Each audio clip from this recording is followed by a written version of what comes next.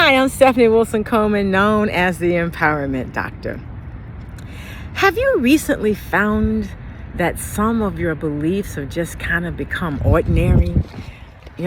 Some even mediocre? I know that happens to all of us, so this is one way that you can eliminate those beliefs. See, your beliefs impact your decisions and actions. That's one reason why we need to make sure that our beliefs are where they need to be. Your beliefs are one of the foundational constructs that determine the outcomes in your life. So do you want an average life, mediocre life, or an absolutely fantastic life? So that's up to you to decide. But I think we all want a fantastic life. So if you have beliefs that support anything other than a fantastic life, you can expect your life to be the same thing. You don't get a great life if you don't have great beliefs and if you don't have great dreams. So that is what we're going to talk a little bit more about. And here are some ways. Here are some ways to eliminate these beliefs from your mind and free yourself to build the life that you desire. Number one is the belief that it's always been done that way. When something has always been done a certain way, it's likely to be another way that's even better. So just because something has been done a certain way for a long time by a lot of people doesn't mean that you should accept it. For example, everyone used to walk. Then the wheel was invented and the wagons and the carriages and the cars developed and the airplanes eventually followed. And you know what's going to probably be next. So with all of that, we don't think about walking anymore. We're trying to get on the fastest thing possible. The second thing is a belief that it's not my fault.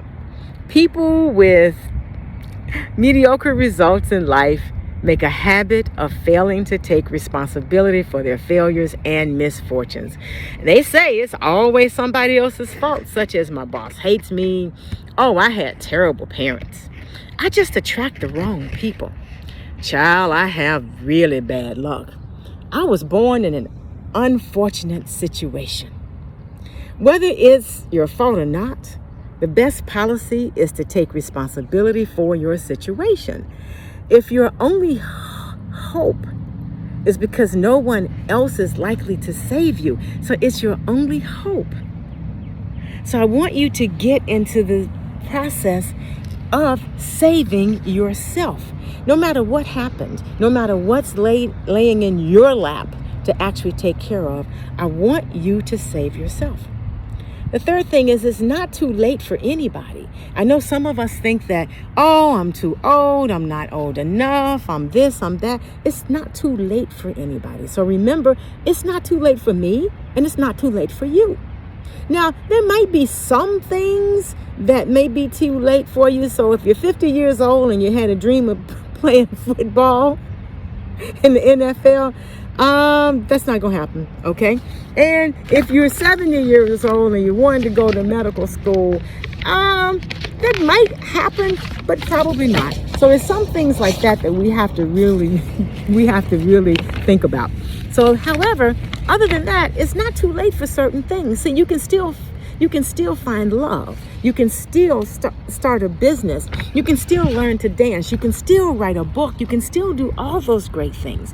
So it can become less convenient for you to do certain things beyond a certain age, but many things are still possible. Even at 70, you can still exercise and get in shape. The fourth thing is I can do it tomorrow.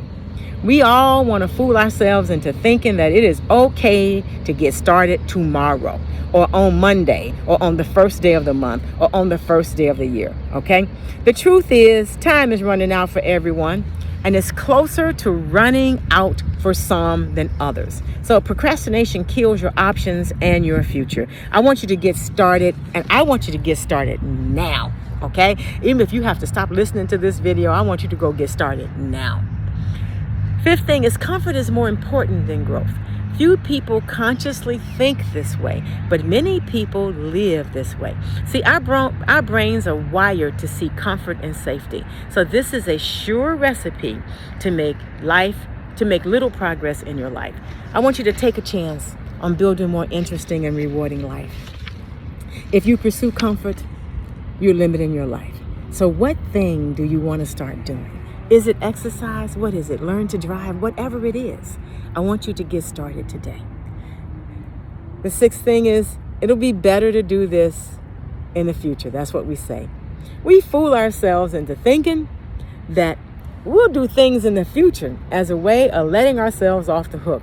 We think that there will be time to patch up that relationship later, and we have more time to spend with our loved ones someday. Oh yeah, and there's that one. We'll go back to school in a few years. There is never going to be that perfect, convenient time. So just start doing it now. You won't be able to do all of it, but right now, if you only thing you can do is make a plan, and make a plan to start tomorrow morning. Okay? So maybe you need a plan, but execute it tomorrow morning. Stop waiting. Seventh thing is, owning this thing will make me feel better. Oh, why do we buy things that we don't need? And I laugh because, guys, sometimes I am caught by shiny objects too. But it works something like this. We imagine buying or owning something, and if it feels good, we're likely to buy it if we can. Unfortunately, this is just a trap. Why would you buy one more of the 12 things that you already have and expect to feel better? That doesn't work, okay? It just doesn't work. You likely purchase anything that makes you feel better for maybe a month, let's say that, okay? And you might love playing the piano that you just bought, but you never love just owning a piano, okay? So I need you to decide what you're going to do and get started doing it. But don't fall into the trap that if you buy something, you're going to do it, okay? Number 8. It's okay to talk about others. That's one of the things we believe. Small minds talk about other people. Okay, so we have to stop that because we've got large minds in our head. We just need to use more of them. This hurts you in several ways. It's a waste of your time. When you talk about others, you have just spent time that you cannot get back. Okay? And it can come back to haunt you too. And you also teach other people that you're likely to talk about them at some point in time. And you don't want to be one of those people. None of that is beneficial to your life. See, the smartest people like to talk about ideas. Talk about ideas will benefit you in more ways than you can imagine. Talk about how you're going to get started. Talk about what your schedule is going to look like so you can get started and get off the couch to go exercise, or go and what are you going to do? What steps are you going to take to go take that class? Talk about what you want to learn from those things and how much better you're going to be as a person. That is what you need to talk about. So if you have some of these beliefs that can limit your life, I want you to begin to challenge those beliefs right now. Adopt beliefs that will serve your life rather than unnecessarily restrict it.